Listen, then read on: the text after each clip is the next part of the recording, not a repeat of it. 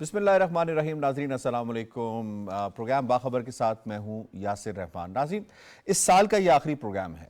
اگر اس سال کا احاطہ کریں تو بلا شبہ یہ کہا جا سکتا ہے کہ سال 2023 پاکستان کے لیے ایک مشکل سال تھا، جہاں ہمیں معاشی، سیاسی، سیکیورٹی اور سفارتی سطح پر کافی تگ و دو کرنی پڑی.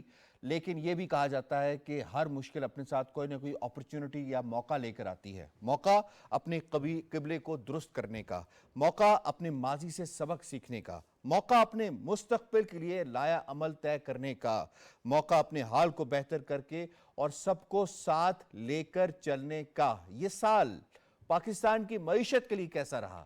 پاکستان کی سیاست کے لیے کیسا رہا؟ پاکستان کی سفارتکاری کے لیے کیسا رہا؟ پاکستان میں کیا کیا سیکیورٹی چیلنجز اس سال درپیش رہے؟ اس پر آج کے پہلے موضوع میں ہم بات کریں گے اور احاطہ کریں گے کہ اس سال میں ہم نے کیا کھویا، کیا پایا. ایک بیلنس شیٹ ہے جس کو آج ہم دیکھنے کی کوشش کریں گے. سب سے پہلے تعارف کروا دیتے ہیں مہمانوں کا. جناب آج ہمیں جوائن کیا ہے شنیلا عمار صاحبہ نے، ڈاکٹر فاروق عادل صاحب نے، آغا اقرار ہارون صاحب نے، طاہر نعیم ملک صاحب نے، سجاد انور صاحب نے، محمد نوشاد علی صاحب نے. تمام پینلسٹ کو خوش آمدید کہتے ہیں. سوال ہوگا شنیلا صاحبہ آپ سے، پاکستان کے لیے یہ سال کیسا رہا؟ بالخصوص اگر ہم بات کریں معاشی اور سیکیورٹی کے حوالے سے تو ہمیں کس حد تک کامیابی ملی اور کتنا چیلنجنگ رہا؟ Your take.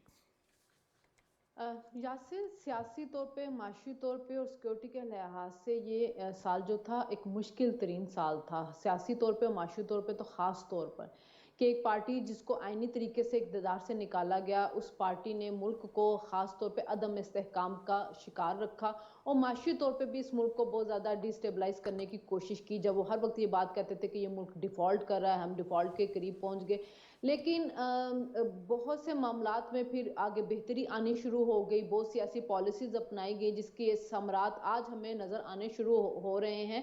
اور سیکیورٹی کو لے کے بھی اسی پارٹی نے جب اس ملک کے اندر 40,000 جو طالبان تھے، دہشت گرد تھے، ان کو لا کے کے پی کے اندر آباد کیا، تو اس کی وجہ سے جو ہماری سیکیورٹی فورسز تھی ان کو بہت زیادہ اپنی قربانیاں دینی پڑی، ان کو ان کے خلاف بڑی جدوجہد کرنی پڑی. تو اس پہ بھی کافی حد تک قابو پا لیا گیا اور آگے جا کے بھی جس قسم کی جو ہماری سیکیورٹی کی قیادت ہے، جو ان کا عزم ہے، جس طرح وہ کہتے ہیں کہ ہم نے ملک کے تمام دشمنوں کو نیست و نابود کرنا ہے، تو امید ہے کہ جو انہوں نے بنیاد رکھی ہے اور جس طرح سے وہ ان کے خلاف آپریشن کر رہے ہیں، تو آگے جو نیا سال ہے 2024 اس میں ہم ان تمام دہشت گردی کے اوپر قابو پا لیں گے. مجھے اس پہ پوری امید ہے. معاشی طور پہ دیکھیں، مہنگائی بہت زیادہ بڑی، پیٹرول کی قیمت، بجلی کی قیمت، گیس کی قیمت بہت زیادہ بڑی، غریب کی پہنچ سے بہت سی چیزیں جی تو وہ دور ہوتی گئی اور غریب بڑا پریشان رہا. لیکن چونکہ جو پیچھے ایک حکومت 3.25 سال گزار کے گئی تھی اور اس نے جو معاشی پالیسیز اپنائی ہوئی تھی ان کی وجہ سے بہت زیادہ کام خراب ہوا تھا. لیکن آہستہ آہستہ آہستہ آہستہ ملک پٹری کی طرف جا رہا ہے اور ایسی معاشی پالیسیز اپنائی جا رہی ہیں کہ جس کو آج دنیا بھی جو ہے وہ اپریشیٹ کر رہی ہے. آئی ایم ایف کا جو پروگرام ہے اس کے اندر ہم گئے ہیں، آئی ایم ایف کے پروگرام کے جو ٹارگیٹس ہیں پاکستان اس کو کافی حد تک حاصل کر چکا. آج بھی ایک خبر تھی کہ جو انہوں نے ٹیکس کا ٹارگٹ رکھا ہوا تھا پاکستان نے اس کو اچیو کر لیا جی ہے. وہ کر لی. تو امید یہ ہے کہ جی معاشی طور پہ بھی ہم آگے جا کے بہتر ہوں گے. سیاسی استحکام جو ہے ٹھیک ہے، وہ پوائنٹ آ گیا. سیاسی کی بات کریں، میں ذرا چاہوں گا کہ ہم پہلے کریں راؤنڈ میں گے، اس کو ذرا لیکن جو سب جی سے جی جی جی مذمت والا واقعہ ہے وہ ہے 9 مئی، اس کی ہم ٹھیک ہے، سب کو مذمت کرنی مذمت کرنی چاہیے. آپ تھوڑا سیگمنٹائز کر دیتے ہیں تاکہ ذرا اسپیسیفک انفارمیشن ہمارے ویورز تک اس حوالے سے پہنچے. ڈاکٹر فاروق عادل صاحب، آپ کو اس پہلے راؤنڈ کے اندر جو ہے میں انوالو کروں گا. پاکستان کے لیے سیاسی طور پہ یہ سال کتنا چیلنجنگ تھا اور کیا ہم ان چیلنجز سے نبرد آزما ہونے میں اب تک کامیاب ہوئے ہیں؟ دیکھیں، اب جب آپ ایک سال پہ نظر دوڑاتے ہیں اور ماضی میں دیکھتے ہیں تو حیرت ہوتی ہے اور ہم سوچنے پہ مجبور ہو جاتے ہیں کہ کیا اچھا یہ اتنے سیلاب تھے اور اتنے مسائل تھے جن سے ہم سے گزر کے ہم آئے ہیں اور ہم آگے بڑھ رہے ہیں اور ان کی لیگیسی بھی کسی حد تک ساتھ ساتھ چلی جا رہی ہے. تو ہمارا سب سے بڑا مسئلہ کیا تھا؟ ہمارا سب سے بڑا مسئلہ ملک کے اندر سیاسی عدم استحکام کا رہا. اور سیاسی عدم استحکام کیوں تھا؟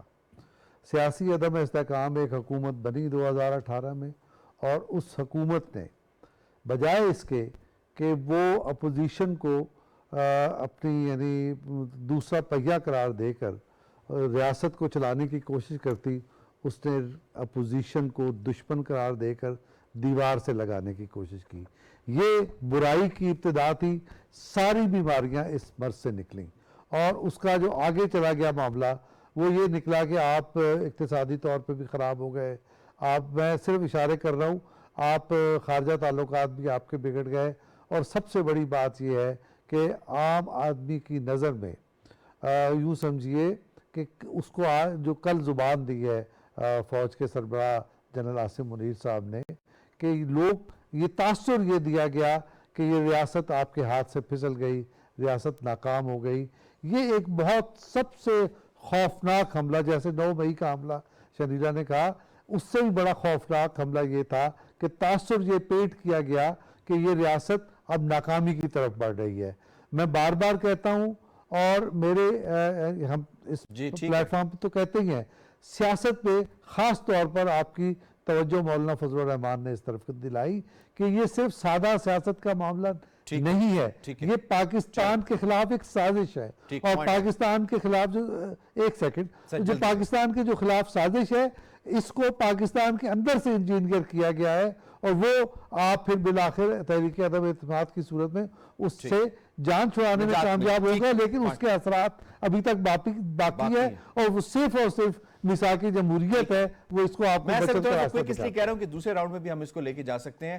آغا صاحب آپ کو سر انوالو کروں گا, سیکیورٹی کے حوالے سے یہ سال کتنا چیلنجنگ رہا ہے. ابھی بھی دیکھیں کہ جس طرح سے سیکیورٹی آپریشنز ہو رہے ہیں ہم وانہ وزیرستان کے اندر, کس طرح سے آپ دیکھتے ہیں when it comes to security؟ دیکھیں جی بہت زیادہ چیلنجنگ تھے, اور اتنے زیادہ تھے کہ اگر آپ فگرز کو دیکھیں تو 2014 کے بعد جو خود کش حملے ہیں جو کہ 29 ہیں وہ ہوئے ہیں. 2014 کے بعد اگر ٹیکنیکلی دیکھا جائے تو سب سے زیادہ خود کش حملے ہیں 2014 میں 46 تھے جی, ایک سال کی میں بات کر رہا ہوں. تو اس کے علاوہ 329 جو ہے اس میں انسٹنٹ ڈیتھ ہوئی ہیں امیجیٹلی, جو بعد میں زخمی مارے گئے ہیں ان کے ابھی ہمارے پر ڈاکومنٹیشن پوری نہیں ہے. ٹارگٹ جو سب سے زیادہ ہوا ہے وہ ہمارا کے پی کے ہوا ہے, 250 افراد وہاں پہ شہید ہوئے ہیں. جی, یہ سارا جو ہوا ہے اس کی ذمہ داری آپ چھوڑیں کہ کیا ہوا, کون آدمی لے کر آیا, کس نے یہاں بسایا, کس نے کہا کہ یہ ہمارے بھائی ہیں, وہ تو تاریخ کا حصہ ہے. لیکن سب سے امپورٹنٹ بات یہ ہے کہ ایک صرف اس میں آپ کہہ سکتے ہیں ٹیررزم کے پوائنٹ آف ویو سے پاکستان کو جو آپ کہہ سکتے ہیں کہ ایج ملا ہے, جی, وہ ملا یہ ہے کہ 2014 کے درمیان زمانے میں یا 2008 سے 14 کے زمانے میں ہمیں لوکل لیول کے اوپر ہماری جو انٹیلیجنس تھی, لوگ ہمیں ہمارے انٹیلیجنس ایجنسیز کو انفارمیشن فلو نہیں دیتے تھے, اس میں زیادہ ایکسٹرا کام کرنا پڑتا تھا. اس دفعہ آپ دیکھیں کہ پورا کا پورا جو قوم ہے وہ اکٹھی ہوئی ہے, اور کسی کو کبھی کا کہیں پتہ چلتا ہے. یہ جو آئی بی اوز کو آپ کہتے ہیں نا انٹیلیجنس, آئی بی اوز کے 80% زیادہ جو تعداد ہے وہ لوکل لوگوں کی انیشیٹو پہ ہے. تو دس از اے ویری امپورٹنٹ پوائنٹ. آخری میں یہی بات کروں گا کہ اگر آپ ٹیررزم کی بات کرتے ہیں تو میں 9 مئی کا جو واقعہ ہے اس کو بھی ایک ٹیررسٹ اٹیک ہی سمجھتا ہوں. پاکستان میں میوٹنی کرانے کی کوشش کی گئی, اور اس کے بیچ میں بھی ہمیں یقین ہے, کم از کم مجھے تو یقین ہے کہ اس کے بیچ میں بھی ٹی ٹی پی کے لوگ شامل تھے, خاص کر جو کچھ میاں والی میں باہر ہوا. ٹھیک ہو گیا, اور جو کچھ زمان پارک کے اندر بھی کچھ لوگ موجود تھے. جی سجاد صاحب آپ کو انوالو کروں گا. سر خارجہ محاذ کے حوالے سے اگر ہم اس سال کو دیکھیں یا اس سال کی بیلنس شیٹ نکال کے دیکھیں تو ہمیں کتنا فائدہ ہوا, کتنا نقصان ہوا, ہمارے دوست ممالک میں ان کے اعتماد میں کس حد تک پاکستان کے حوالے سے اضافہ ہوا, اور جو ممالک وہ جن کے ساتھ ہمارے تعلقات کشیدہ ہیں ان میں کچھ بہتری آئی یا نہیں؟ یور ٹیک سر.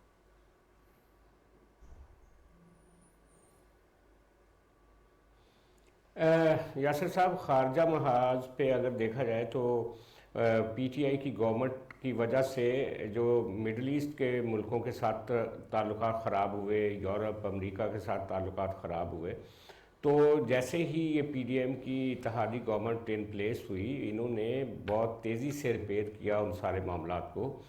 وزیر اعظم صاحب اور وزیر خارجہ بلاول بھٹو اور شہباز شریف صاحب دونوں نے مل کے مڈل ایسٹ کے ساتھ بھی آپ نے دیکھا سعودی عرب کو دوبارہ آن بورڈ کیا, باقی ملکوں کے ساتھ بھی تعلقات اسی طرح نارمل ہو گئے ہمارے. پھر امریکہ اور یورپ کے ساتھ جو تعلقات تھے اس میں بھی کچھ سرد تھی جو کہ بدلی. تو میں سمجھتا ہوں کہ اس سال میں کافی چیزیں بہتر ہوئی ہیں, اور خاص طور پہ جو فلڈ آیا پاکستان میں اس میں بین الاقوامی دنیا ایکٹیو ہوئی. یونائٹڈ نیشن کے سیکرٹری جنرل پاکستان میں آئے, اور پھر کشمیر کے ایشو پر بھی جرمنی جیسے ملک نے کھل کے سپورٹ کی پاکستان کو.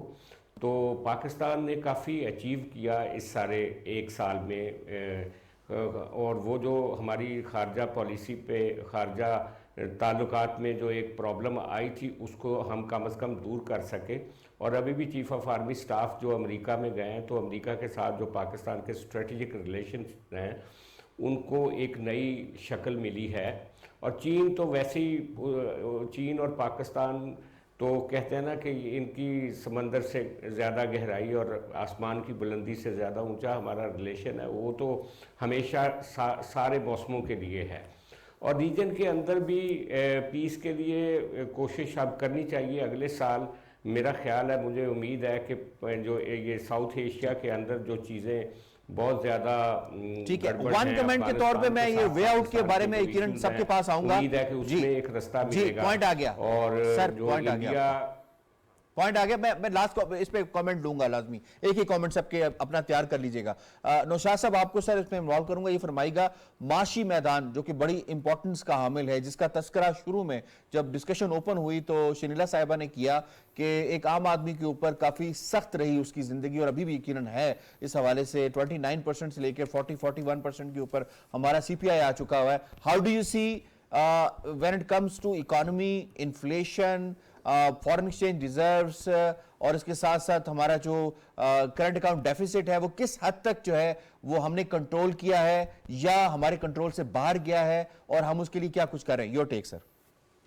دیکھیے, جہاں تک معیشت کی بات ہے, یقیناً معیشت سب کے سامنے ہے کہ ہم نے جب عام لفظوں میں کہا جاتا تھا کہ معیشت وینٹیلیٹر پر ہے, اور پھر اس کے بعد یہ کہا جانے لگا کہ کسی حد تک ہم اس کو کنٹرول کرنے میں کامیاب ہوئے ہیں. انفلیشن ایک ایسا موضوع ہے جس پہ ہم ابھی تک بالکل جسے کہتے ہیں کہ قابو نہیں پا سکے, اور جو گردشی قرضہ ہے ہمارا, یہ جو توانائی سیکٹر کا خاص طور پہ, یہ دو میجر ایریاز ہیں جو ابھی ہمارے کنٹرول میں نہیں ہیں. لیکن اس کے برعکس اگر آپ دیکھیں کہ یہ جو ٹریڈ ڈیفیسٹ کی بات کر رہے ہیں یا کرنٹ اکاؤنٹ ڈیفیسٹ کی بات کر رہے ہیں, یہ دونوں ہم کنٹرول کیے ہوئے ہیں. کافی حد تک ان میں امپروومنٹ آ چکی ہے ٹو این ایکسٹینٹ کہ ہمارے پاس کچھ کوشن بھی پیدا ہونا شروع ہو چکا ہے. جو میکرو اکنامک انڈیکیٹرز ہیں وہ سارے کے سارے جو ہیں وہ مثبت اشاریے دے رہے ہیں. آپ یہ اسٹاک مارکیٹ کو دیکھ لیجئے کہ اسٹاک مارکیٹ جو ہے وہ اس کے بارے میں کہا جاتا ہے کہ یہ آپ کی معیشت کا بیرومیٹر ہوتا ہے. تو اسٹاک مارکیٹ کی جو جتنی پلس ہوئی ہے مارکیٹ 9,000 ارب روپے تک اس کی مالیت جو ہے ورتھ ڈیولپ ہو چکی ہے. تو یہ کلیئرلی بتا رہی ہے کہ آپ کی معیشت کے معاملات جو ہیں پہلے سے بہتر ہوئے ہیں. یہ نہیں کہا جا سکتا کہ وہ بالکل بہتر ہو چکے ہیں, کیونکہ IMF کا جو پروگرام آپ کو جو اس وقت موجود ہے اس کے بعد آپ کو نئے پروگرام کی طرف بھی جانا پڑے گا. اور اس سارے معاملات کے اندر سب سے اہم بات یہ ہے کہ یہ اس میں سنجیدہ کوششیں جو ہیں اور پالیسی کا تسلسل جو ہے, معاشی خاص طور پر جو پالیسی کا تسلسل ہے اس کا جاری رہنا ضروری ہے. اور اگر ان میں کوئی پرابلم آتی ہے, کیونکہ اس کے اوپر آپ کو انٹرنیشنل میڈیا میں جو عالمی مالیاتی ادارے ہیں انہوں نے تھوڑے سے شکوک و شبہات کا اظہار بھی کیا ہے. تو اس سارے سسٹم کو اگر آپ دیکھیے تو اس وقت تک ہم نے بہت ساری اچیومنٹ اس سینس میں کی ہے کہ آج سے ایک سال پہلے آپ ڈیفالٹ کی باتیں کر رہے تھے, ٹھیک ہے, اور اب ایک سال کے بعد اب ہم ڈیفالٹ سے واپس آ گئے. ٹھیک, پوائنٹ آ گیا سر, آپ کا پوائنٹ آ گیا. اس پہ مزید بھی آئیں گے. میں ڈاکٹر طاہر نہیں, ملک صاحب کوئکلی سر, اگر اس سال کو ہم دو حصوں میں ڈیوائیڈ کریں, ایک حصہ ہے اگست تک کا یعنی PDM حکومت کا, اور اس کے بعد اگست کے بعد نگراں حکومت کا, تو دونوں حکومتوں کی پرفارمنس کیسی رہی ہے, اور خاص طور پر نگراں حکومت کو اگر آپ دیکھیں تو اس کی پرفارمنس کیسی رہی ہے؟ یور ٹیک سر. اس میں بنیادی بات یہ ہے کہ PDM کے پاس جو عرصہ تھا وہ 16 ماہ کے قریب, اور وہ ایک اتحادی حکومت تھی اور کوئلیشن گورنمنٹ ہوتی ہے, اور جو کیئر ٹیکر سیٹ اپ ہے وہ ٹوٹلی غیر سیاسی ہوتا ہے اور ٹیکنوکریٹ پہ مشتمل ہوتا ہے. تو اس حد تک تو ہم یہ کہہ سکتے ہیں کہ جو ٹف میئر سے اور جو سٹیبلائزیشن کے لیے انہوں نے اقدامات کیے, مثلا 2-3 چیزیں ایسی ہیں کہ جن سے ہمیں یہ بھی ایک سمت بھی معیشت کی سامنے آئی. اس میں بنیادی بات جو یہ ہے کہ سمگلنگ کے اوپر وہ چیک کیا گیا, اور افغان ٹرانزٹ ٹریڈ کی آڑ میں جو پاکستان کی معیشت کو نقصان پہنچتا تھا, جو تفصیل سے آغا صاحب کئی دفعہ بتا چکے ہیں, اکنامک ٹیررزم کی ٹرم میں، وہ جو بلیڈنگ تھی وہاں سے اس کو وہاں سے روکا گیا، اور اس کے علاوہ جو غیر ضروری اخراجات تھے فائنینشیل ڈسپلن قائم کیا گیا، اور جو چوتھا ایک بہت اہم قدم تھا کہ جس طرح ہماری کرنسی سٹیبلائزیشن کی طرف روپیہ قدر کھو رہا تھا اس کو وہاں بریک لگائی گئی، اور ہنڈی میں اور غیر قانونی طور پہ جو اس کرنسی کے کاروبار میں ملوث تھے اور بارڈر سے باہر جا رہا تھا، تو اس لیے اکانومی کو مضبوط بنایا گیا ان ٹف میئرز کے بعد۔ اور جو دوسرا اہم اقدام ہے وہ SIFC ہے،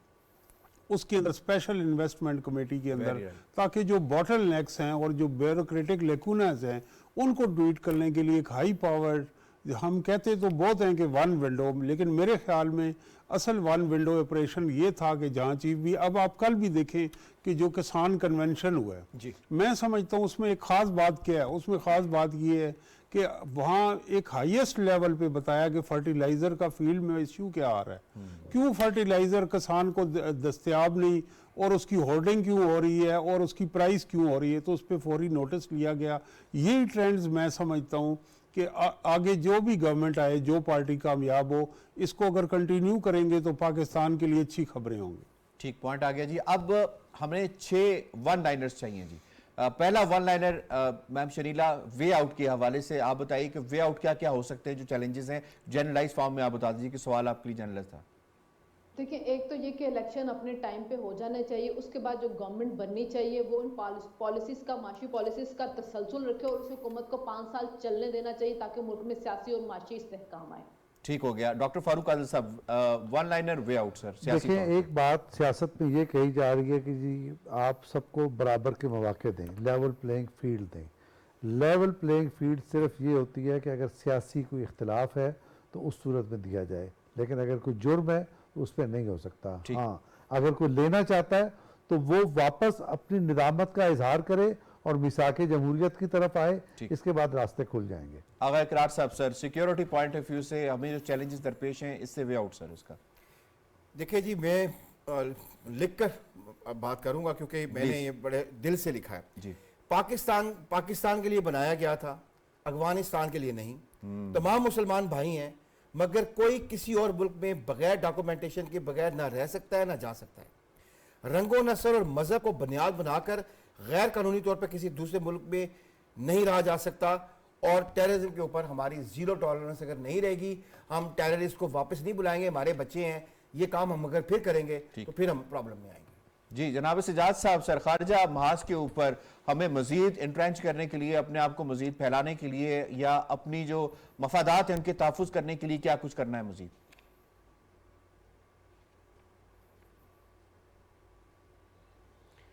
ہمیں سب سے پہلے اپنی معیشت کو ٹھیک کرنا پڑے گا۔ جب تک معیشت ٹھیک نہیں ہوگی آپ دنیا کے ساتھ اپنی ٹرمز پہ بات ہی نہیں کر سکتے۔ لیکن میں ون لائنر یہ ضرور کہوں گا کہ اگلے سال کے لیے پاکستان کو استحکام چاہیے، سلامتی چاہیے، پالیسیوں کا تسلسل چاہیے، اور پیسفل انتقالی اقتدار ہونا چاہیے۔ ٹھیک، پوائنٹ آ گیا۔ نوشاد صاحب، سر معاشی میدان میں سر سب سے بڑا مسئلہ اس وقت ہمیں میثاق معیشت نہ ہونے کا ہے، آپ فرمائیے گا کہ کیا سب سے بڑا حال میثاق معیشت کے ہونے میں ہے؟ اس کے بغیر اب آپ کے پاس چارہ ہی کوئی نہیں ہے، اور میری نظر میں تو یہ ہو بھی چکا ہے۔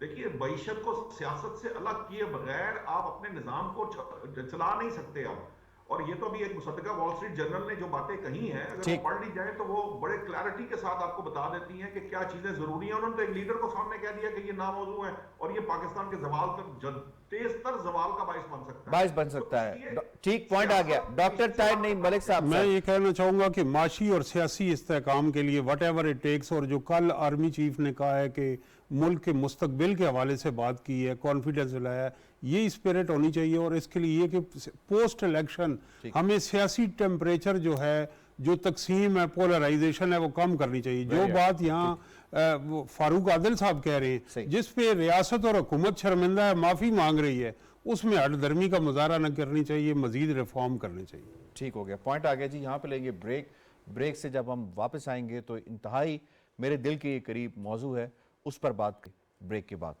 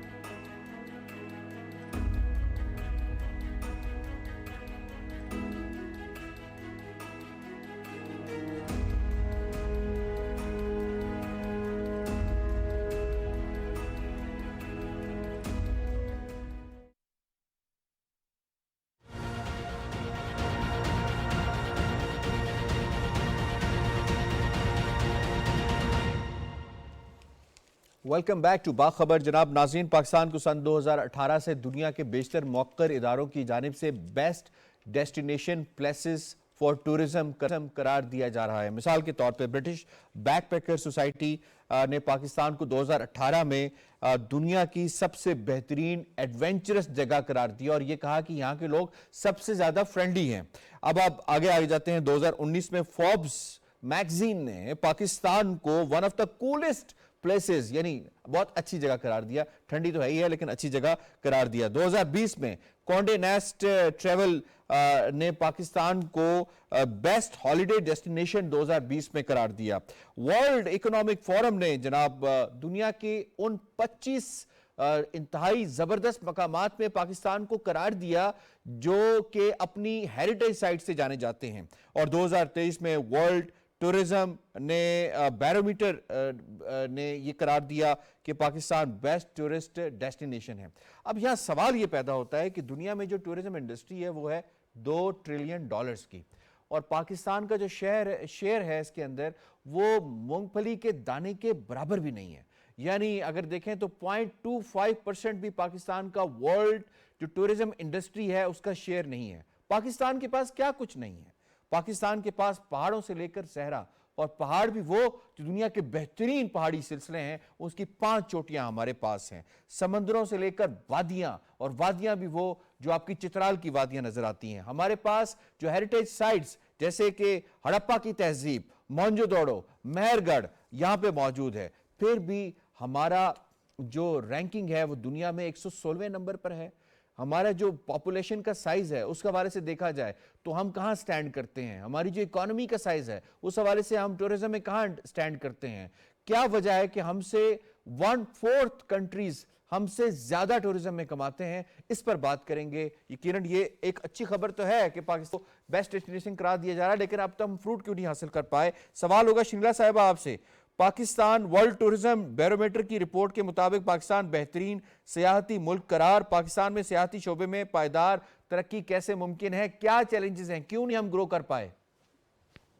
यासिर, उसमें सबसे बड़ा मसला जो है ना वो है सियासी अदम इस्तेहकाम और उसके अलावा सिक्योरिटी के इशू। देखो 70s तक हमारा ये जो मुल्क था यहाँ पे बहुत ज़्यादा सियाहत थी और यहाँ पे हर मुल्क के अंदर से लोग आते थे और सोसाइटी में एक ओपननेस थी। वो आने वालों को एक्सेप्ट भी करते थे और वो आने वालों के साथ बड़े अच्छे तरीके से रहते थे।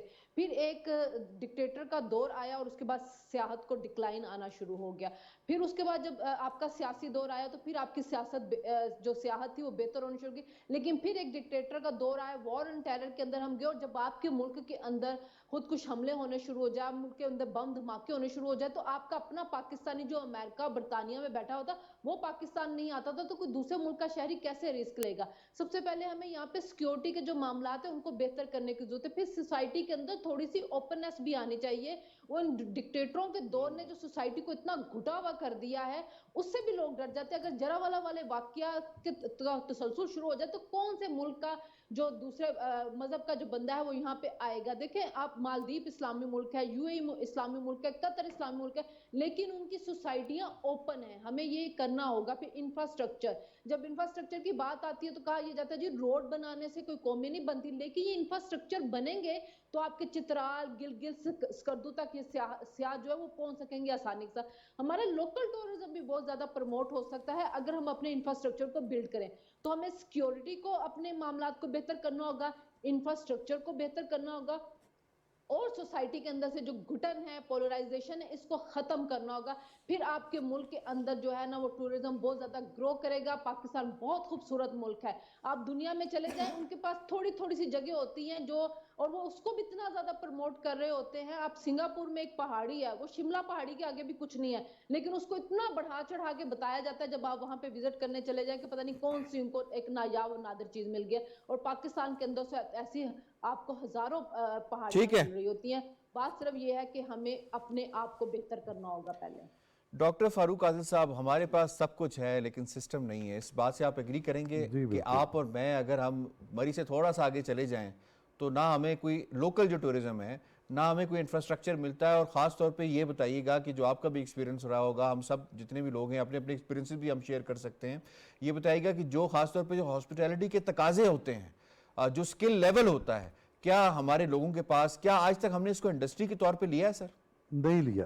آپ بالکل درست کہہ رہے ہیں اور آپ نے ٹھیک نشاندہی کی ہے مسئلے کی. دیکھیے پرابلم کیا ہے. انفراسٹرکچر کا ذکر ہو گیا. انفراسٹرکچر میں کیا ہے؟ راستوں کا بھی ذکر ہو گیا, ہوٹلز, رہائش گاہیں, ہے نا, صفائی خاص طور پہ بڑا امپورٹنٹ. صفائی, کھانے پینے کی چیزیں, تربیت یافتہ لوگ, گائیڈ آپ کے. اور سر اس میں لوگ پوچھتے نہیں ہوتے کہ یار یہ کیا فیملی ڈیسٹینیشن ہے یا فیملی کے بغیر جا سکتے ہیں؟ یہ بھی تو ایک بڑا امپورٹنٹ فیکٹر ہے سر. جی بالکل. اس کے علاوہ دیکھیں جب سیاح آتا ہے تو وہ سووینئر تلاش کرتا ہے. آپ کے پاس سووینئر نہیں ہوتے. آپ مری چلے جائیں, کیا سووینئر لے کے آئیں گے آپ؟ مری کی کوئی خاص چیز. آپ گلگت بلتستان چلے جائیں, آپ اسکردو چلے جائیں, آپ کو کوئی چیز لوکل ملتی ہے؟ آپ سیون شریف میں چلے جائیں, رقص درویش کے مجسمے آپ کو ترکی میں جگہ جگہ ملتے ہیں, وہاں بھی ایک رقص ہوتا ہے اور وہ زیادہ کلرفل رقص ہے. کوئی آپ کو اس کا سووینئر ملتا ہے؟ آپ کو کوئی سووینئر نہیں ملتا. یہ دیکھیں آپ کے پاس قدرتی مناظر ہیں, مہم جوئی کی جگہ ہیں, پرانی تہذیبیں ہیں جیسے آپ کہہ رہے تھے, تاریخی مقامات ہیں. اچھا پھر سب سے بڑی بات جو ہم نے ذکر نہیں کی, مذہبی سیاحت کے درجنوں مقامات ہیں آپ کے پاس. اور اگر آپ اس کو مارکیٹ کریں, شو کیس کریں, تو پوری دنیا نا آپ کی طرف اٹھ کے چلی. بدھ مت کے مقامات ہیں, سکھ مت کے مقامات ہیں, ہندو مت کے مقامات ہیں, اور ہندو مت کے ایسے ایسے مقامات ہیں. جیسے کراچی میں آرام باغ ہے, دراصل یہ رام باغ تھا. اور رام باغ کیا تھا؟ رام جی جب مار کھا کے آئے اس سے, جو ان کا دشمن تھا, تو کہتے ہیں اڑتے ہوئے آئے اور یہاں انہوں نے ٹھیکی لی. ٹھیک ہو گیا. قلعہ کٹاس بھی ہے اور باقی بھی ہیں. ٹھیک پوائنٹ آ گیا سر آپ کا. اس کو کیوں نہیں مارکیٹ کرتے؟ کیوں نہیں آغا صاحب, ہم صحیح طرح سے مارکیٹ ہی کر سکے اپنے اس پوٹینشیل کو. ابھی ہم نے دیکھا ایک ٹرینڈ چلا جو مجھے بھی بہت اچھا لگتا ہے, آپ کو بھی یقیناً, جو پاکستان کے کھانوں کے حوالے سے ہے. یوٹیوبرز ہمارے جو ہیں وہ اپنے بائکس پہ جا کے بڑے زبردست پاکستان کے امیجز دکھاتے ہیں. اس کاوش نے کس حد تک ٹورزم اور پاکستان کے سافٹ امیج کو بہتر کرنے میں مدد دی؟ اور میں دیکھ رہا تھا انٹرنیشنل یوٹیوبرز جو ہیں وہ بھی پاکستان میں کافی حد تک آئے ہیں. یور ٹیک سر. بھائی جان میری بالکل ٹیک اس سے اور ہوگا. آپ لیں یہ فوڈی میں نے لکھا ہوا ہے, فوڈی لکھا ہوا ہے. ایک تو فوڈی نے بہت نقصان پہنچایا پاکستان کی ٹورزم کو. دوسری بات یہ ہے کہ آپ جب بلاتے ہیں لوگوں کو, آپ کے پاس کیپیسٹی ہے, آپ کے پاس رومز ہیں. پاکستان کے تمام جتنے بھی ہوٹلز ہیں ان کو کولیکٹ کر لیں, ان کے 5 سٹار ہوٹلز کو تمام کے کمرے بھی آپ کولیکٹ کر لیں, تو ان کی تعداد میرے خیال میں 4000 سے زیادہ نہیں ہے. آغا صاحب بھی ایڈوائزر بھی رہے ہیں جی, یہ بھی بتا دیں اپنے ناظرین. جی میں کنسلٹنٹ ہوں گورنمنٹ آف پاکستان کا 97 سے لے کے 2000 تک. گڈ. تو میری جہاں تک سووینئر کی بات کی ہے, فاروق عادل صاحب نے بہت ہی خوبصورت اور دردناک بات کی ہے. پاکستان میں سووینئر پاکستان کی جگہوں کے میڈ ان چائنا کے ملتے ہیں. تو وہ سووینئرز کیا ہوتے تھے؟ سووینئرز ہوتے تھے آپ خریدتے تھے کوئی چیز تو اس کے پیسے امیجیٹلی اس لوکل اکانومی میں جاتے تھے. وہ جو بچے یا عورتیں بناتی تھی سووینئر, ان کی آپ ان کو کیپیسٹی بلڈنگ کرتے تھے, ان کو آپ ان کو یعنی کہ ان کی سسٹینیبلٹی اور لائیولیہوڈ پیدا کرتے تھے. وہ میڈ ان چائنا کے مل رہے ہیں. سوری میں آپ کا 1 منٹ فالتو لے لوں گا اگر آپ مجھے اجازت دیں. میں پورے اس میں آنا چاہتا ہوں. یہ تو پھر پروڈیوسر صاحب سے. اچھا چلیں, میں کہتا ہوں دیکھیں روم کی بات ہو گئی, ریڈیکلائزیشن آپ کی ایسی ہوئی, آپ نے ابھی بات کی اپنا اس کی اپنا اوپننیس کی, نہیں مذہبی ٹورزم کی. سر جی آپ جا کے دیکھیں گندارا سیولائزیشن کے جتنے بھی وہاں پہ اسٹوپاس بنے ہوئے ان کے فیس توڑ دیے گئے ہوئے ہیں. جی بالکل توڑ دیے گئے ہوئے ہیں, ان کو پتہ ہی نہیں ہے.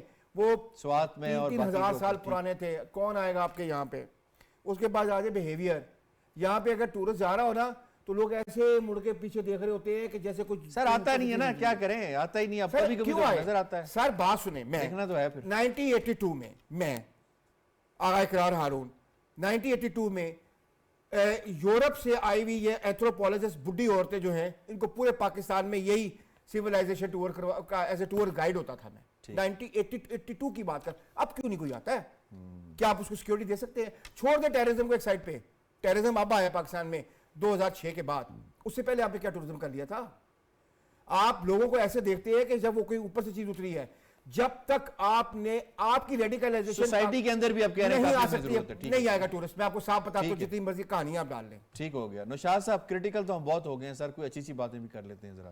یہ بتائیں کہ ٹورزم انڈسٹری میں کتنا پوٹینشیل ہے. ابھی ریسنٹ پاسٹ کے اندر ہم نے اس سے کچھ بہتری آئی ہے, جیسے ہی پاکستان کے اندر سیکیورٹی کے حالات بہتر ہوئے ہیں تو اس کے بعد کافی رش تو ہوا ہے. جیسے ہماری ویزا پالیسی کے اندر بھی آن لائن ویزا کی جو سہولت آئی ہے اس سے کوئی فرق پڑا تھا سر؟ دیکھیے یاسر, یہ بات درست ہے کہ کچھ بہتری تو یقیناً آئی ہے, لیکن اگر آپ مجھ سے پوٹینشیل کی بات کریں تو پاکستان کے اندر اگر کوئی بھی کام نہ ہو, صرف ٹورزم ہو, تو یہ پاکستان پورے کا نظام سنبھالا جا سکتا ہے. بالکل پاکستان کو بالکل. کسی اور چیز کی ضرورت نہیں ہے. پرابلم صرف یہ ہے, یہ جو آغا صاحب بات کر رہے ہیں نا, یہ بڑی بنیادی بات ہے. ہمارے ہاں شدت پسندی جو ہے نا, اس نے ہمیں بہت پیچھے دھکیل دیا ہے. یہ جو ریڈیکلائزیشن تھی, اس نے ہمیں کہیں کا نہیں چھوڑا. دیکھیں دنیا بھر میں آپ کہیں بھی چلے جائیں, کہیں پر بھی کسی جگہ بھی چلے جائیں, آپ ایون بھارت کے اندر چلے جائیں, وہاں پہ بہت آپ کو فنڈامنٹلزم ملے گا, لیکن کبھی آپ کو کسی ٹورسٹ کو ہاتھ لگانے یا کسی کے قریب جانے کی اجازت نہیں دی جائے گی. اسٹیٹ جو ہے وہ لا اینڈ آرڈر کو اس طرح سے مینٹین کرتی ہے کہ جو آپ کا ٹورسٹ ہے اس کی طرف کوئی آنکھ اٹھا کے نہیں دیکھ سکتا. یہ وہ ایلیمنٹ ہے جو اگر آپ پیدا کریں گے تو آپ سیاحت کی انڈسٹری کو انڈسٹری کا درجہ دے کے, باقی یہ چھوٹی غیر کہتے ہیں نا امپورٹنٹ نہیں ہے, سڑکیں بھی بن جائیں گی, آپ کے ہاں انفراسٹرکچر بھی بچ جائے گا, سارا کچھ ہو جائے گا, یہ سب کچھ ہو سکتا. جب تک آپ اپنی سوچ نہیں بدلیں گے, ایسا نہیں کہ مہمان نوازی نہیں ہے ان علاقوں کے لوگوں کی, یہ بہت مہمان نواز ہے پاکستانی, لیکن ہمارے ہاں کچھ طبقے ایسے ہیں جو اوور کم کرتے ہیں اس پورے کے پورے پاکستان کے نظام کو, جس کی وجہ سے آپ کے ہاں جو ہے نا یہ ٹورزم ڈیولپ نہیں ہو پا رہا. حالانکہ آپ میں بتاؤں, یہ تو ایک مذہبی اس کی بات کریں ٹورزم کی, اب تو یہاں پہ میڈیکل ٹورزم شروع ہو چکا, پتہ نہیں کس لیول کی, اور مارکیٹنگ کے بہت پوٹینشیل ہے. آپ کہہ رہے ہیں بالکل صحیح ہے, اسے میٹیریلائز کرنے کی ضرورت ہے. شجاعت صاحب بتائیے گا سر, حالات کیسے ٹھیک کریں, بہتر کیسے کریں؟ پوٹینشیل بہت ہے, چیزیں ساری ہمارے پاس موجود ہیں, لیکن اس سے ہم فائدہ نہیں اٹھا پا رہے, پیسے ہی نہیں آتے سر.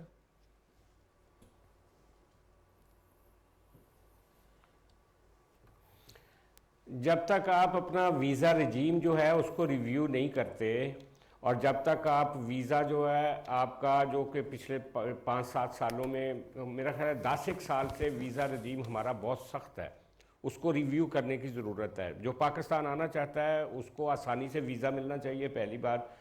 دوسری بات یہ ہے کہ یہاں پہ فول پروف سیکیورٹی ہونی چاہیے.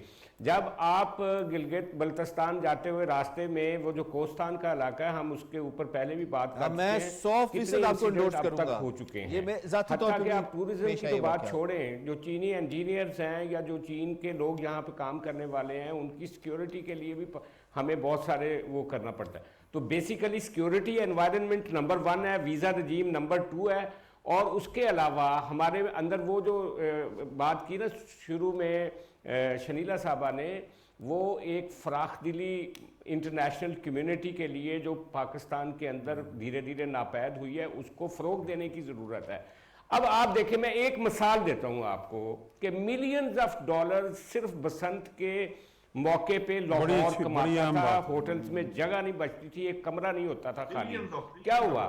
ایک دھاتی ڈور کی ہم اس کی پیداوار نہیں روک سکے, وہ جو قاتل ساری دنیا میں پتنگ اڑائی جاتی ہے, لیکن پاکستان میں لاہور میں ہم اس کو ایک چیز کو کنٹرول نہیں کر سکے, ہم نے اپنا ملینز آف ڈالرز کا نقصان کر لیا. تو بیسیکلی ایک تو اسٹیٹ کو کھلا پن اپنا دکھانا پڑے گا, لبرلائز کرنا پڑے گا اپنے آپ کو ہمیں بھی, اور دنیا کے لیے اپنے دروازے کھولنے پڑیں گے. اتنا پوٹینشیل ہے, میں کہتا ہوں ایک ہڈن خزانہ ہے. یہ ٹھیک بات کی ہے نشاد صاحب نے, ایک اتنا ایزی پیسہ, اتنا ایزی ڈالر پاکستان کما سکتا ہے ٹورزم کے لیے, جو اور کسی طریقے سے نہیں کمایا جا سکتا. ٹھیک پوائنٹ آ گیا. طاہر نہیں, ملک صاحب سر, ڈاکٹر صاحب جلدی سے ایڈ کر لیں.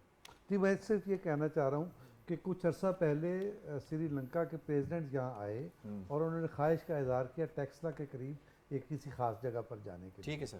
تو وہاں ہم نے معذرت کی کہ سیکیورٹی نہیں دے سکے.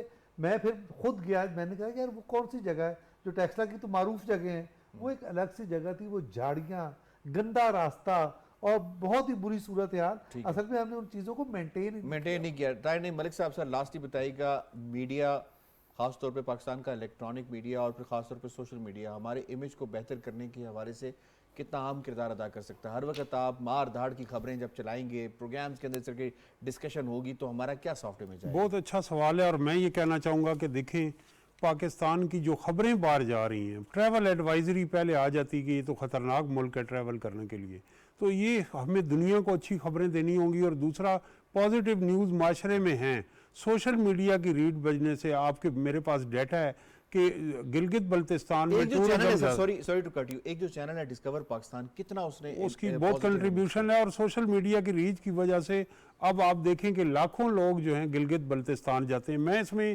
3 پوائنٹ کوئکلی یہ کہنا چاہتا ہوں کہ آپ 1 منٹ کے لیے بھول جائیں کہ جو باہر کا ٹورسٹ ہے, آپ کی اپنی آبادی میں 4 سے 5 کروڑ لوگ مڈل کلاس ہیں جو روز کے 10-20 ہزار روپے لگا سکتے ہیں, اور ان کے لیے آپ کو وہ چیزیں کئی نئے ٹورسٹ اسپاٹ ڈیولپ کرنے پڑیں گے, ٹورسٹ پولیس بنانی پڑے گی, فیسیلیٹیشن خواتین کے لیے ٹوائلٹ کا اور واش کارنرز کا, اور معذوروں کے لیے وہ جو فیسیلیٹیز ہیں ان کی بڑی ضرورت ہے.